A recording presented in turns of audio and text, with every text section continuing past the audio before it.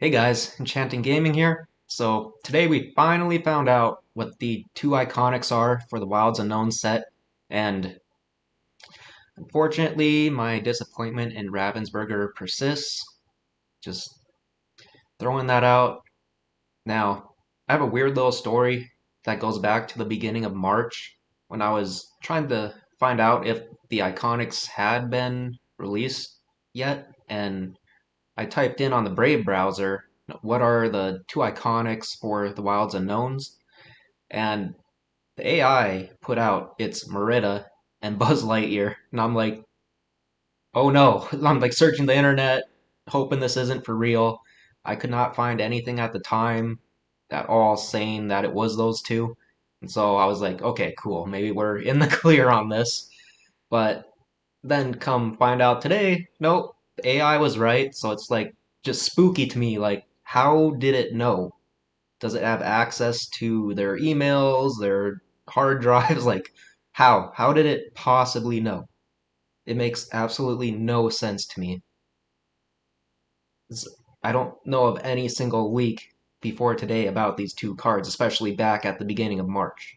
So pretty spooky, but maybe I'll tell what the iconics for this next upcoming set in July is going to be. Who knows? We'll see.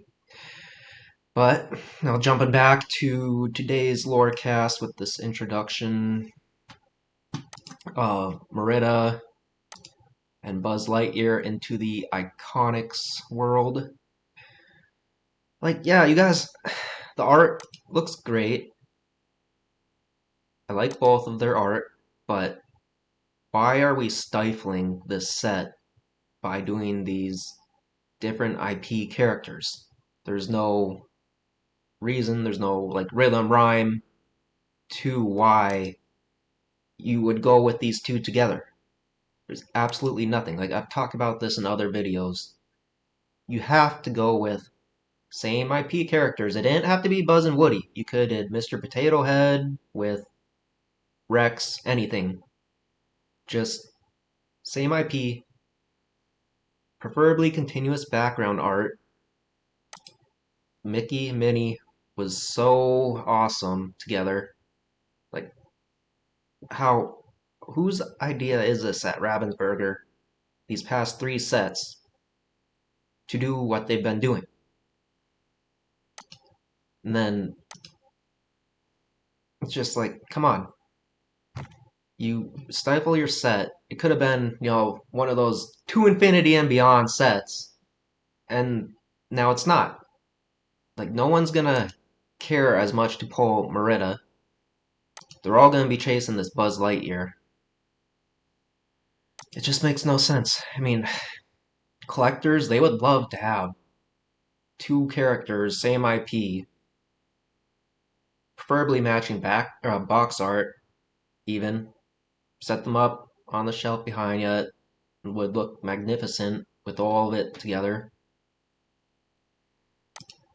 I don't understand. Like, is someone at Ravensburger just ever since the mini Mickey release just going around grabbing all the names of the characters that are going to be in the next set, tossing them in a hat, and just pulling two names out and like, oh hey, here's our two iconics for this set. Like, it makes no sense whatsoever. Why? Like, whoever is deciding these iconics literally needs to make some post about, or preferably video, why in the world they're doing what they're doing. And I can come up with reasons. I don't know that I really should say them. Just give them ideas to say to everyone. Don't really want that, but at first I was thinking, back with like Ariel, Hades, and then when they did the Pocahontas, Moana, that they were just like testing the waters with different IP iconics, and it's was fine and fair, but they knew ever since Hades and Ariel that 90+% of the audience did not want different IP iconics. So why are we at this point two sets later from then that we're still doing these different IP iconics. Like I know that this product's thought of far in advance, but there was plenty of time to switch out Merida for Woody. No, she was not in to my knowledge, being printed that early to where you couldn't have swapped her out. Just, I don't know. It makes no sense to me, guys. And I love the art. I'm not complaining about that. No, everything else with the lore cast was good. I liked their park cards that are coming out, all their promos, all that stuff. All the art was beautiful. Well, Disney Ravensburger artists, they're top tier of the industry for certain. Gotta give them props for that. And not sure if it says who the artist, the artist name, Nicola. I don't know if that's Alice. I can't. It's kind of cut off. No props to them for making these two cards. I don't know, what the route Ravensburger's on, if they'll ever be able to match or exceed the pairing, since keep doing these weird pairings. I mean, I like these. Look at these aliens in the back. That was pretty cool touch. But you had like this card literally, most definitely is up there with the Mickey and Minnie.